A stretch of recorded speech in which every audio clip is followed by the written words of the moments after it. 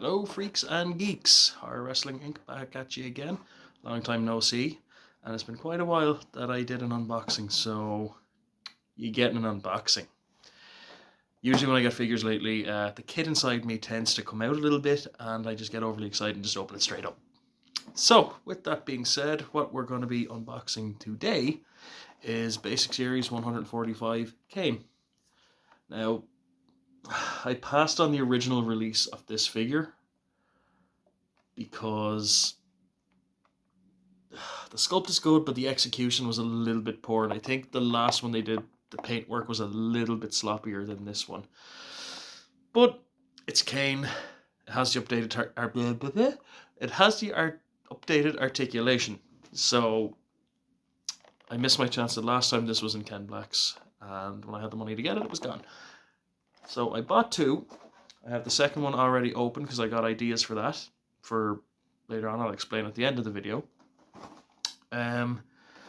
So that being said, let's crack this open. No stops, no stills. Let's get this done. By cardboard plastic prison. Enough of that. And goodbye. Looking at this figure firsthand, height-wise, it looks really good. I think the first few things that we're going to get into is the articulation, then we'll talk more details about the actual figure itself. So, you know, you got your standard up and down circular motion of the arm.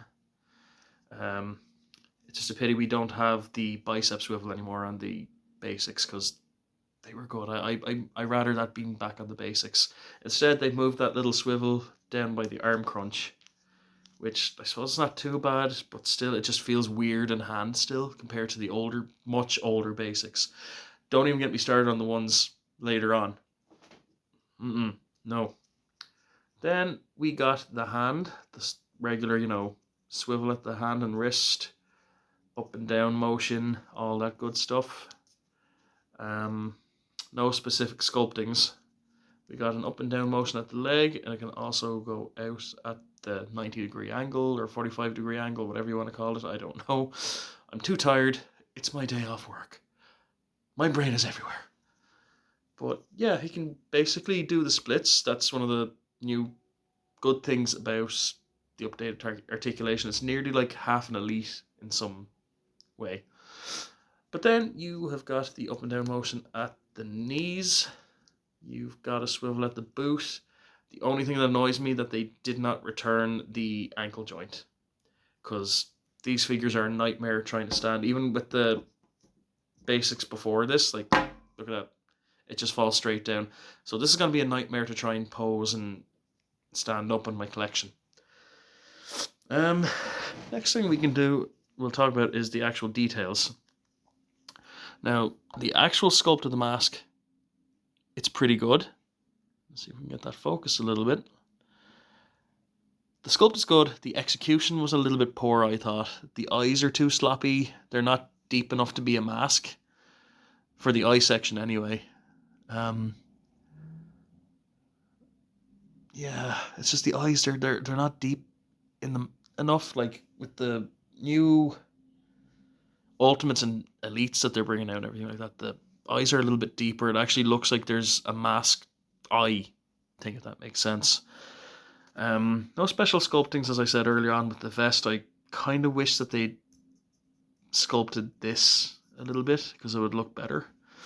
You got what's supposed to be his belt going around him with the studs. The only thing they didn't do it at the back, which kind of loses a few points. It lacks detail. But then again, it's a basic figure. It's not going to be heavily super detailed, which is unfortunate.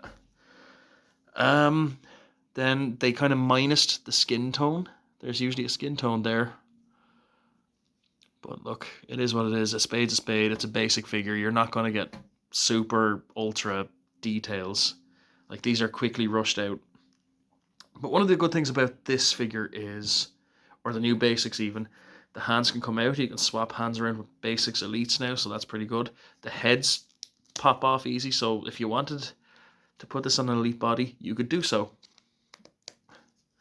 Other than that, they didn't even put a gauntlet properly on the wrist. It just looks like black tape, but I can fix that later on.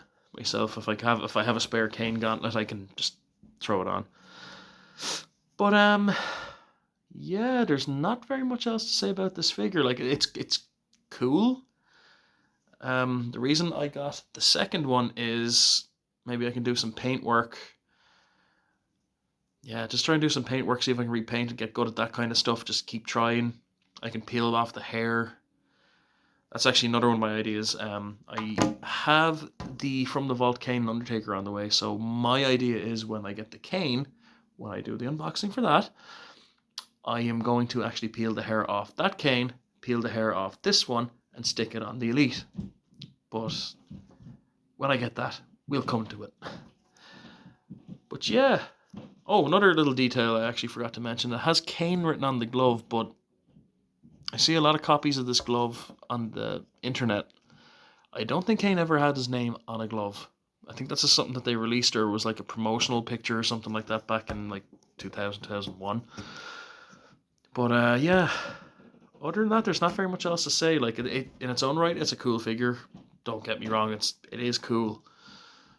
It's got a good build to it. It looks stocky. It looks like how Kane looked back in the day.